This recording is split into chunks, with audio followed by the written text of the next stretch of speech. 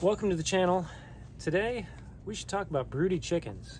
Here's some of mine, and these ones are all pretty happy. I just gave them a nice little treat.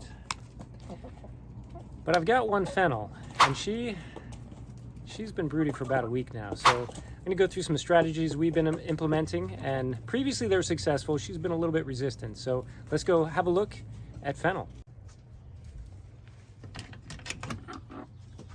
So here's Fennel, and she just hangs out back here. So let's grab her. She is not real happy about this, but we've got her out. I'm going to put some of this food in front of her and see what she thinks. So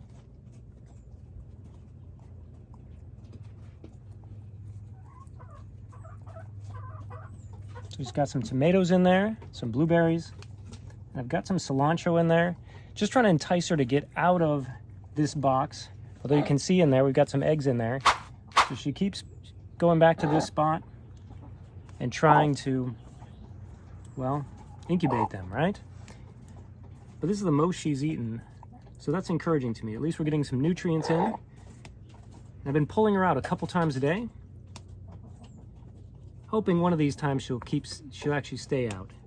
Now this strategy actually worked with me previously. We had a couple things we did, including pulling her out and trying to bring out some enticing treats that have made the chickens really happy.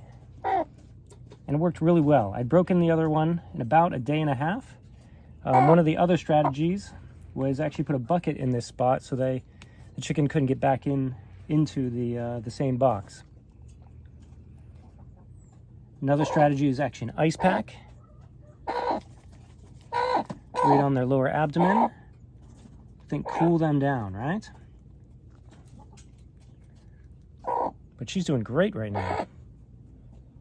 Yeah, you're doing great, Fennel. Good girl. So now I'm going to bring her out with the other chickens. So let's list these strategies out. First, you're going to move her from the nesting box. You can block off the nesting box. You can make her roost at night. Certainly some of that is to get her to hopefully stay in that place versus heading back into the nesting box. You can cool her down. Think frozen vegetables, ice pack. I believe this is more of a theoretical approach as it's not very practical. And you're going to accomplish really the same thing by roosting her and moving her, as she's not going to be accumulating so much heat. And lastly, you can cage her. Think a dog crate, a wire bottom crate. So that's going to keep her in that.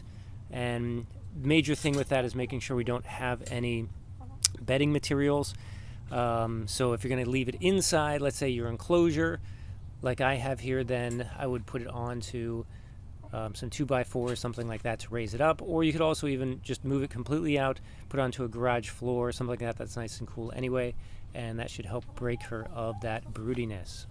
So we've been dealing with this broody chicken for I guess about a week now. And Fennel here she's a blue Wyandotte. And as you may or may not have read, depending on the breed, some are more prone to being broody, more stubborn, if you want to use that word.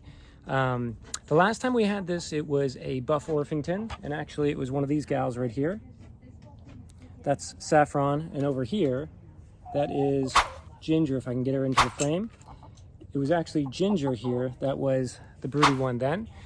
And those are Buff Orpingtons. Seem like she snapped out of it really quickly using some of those strategies that we've talked about. But one other thing that has kind of struck me is each time I've had a broody chicken, granted my sample size is small, only 2 chickens so far, but each time it was the low gal on the pecking order. And so I wonder if there's something to that. Is it a psychological thing? Is it an emotional thing? Is it an issue of, everyone else is picking on her, so therefore, is this something to do with that? I don't know.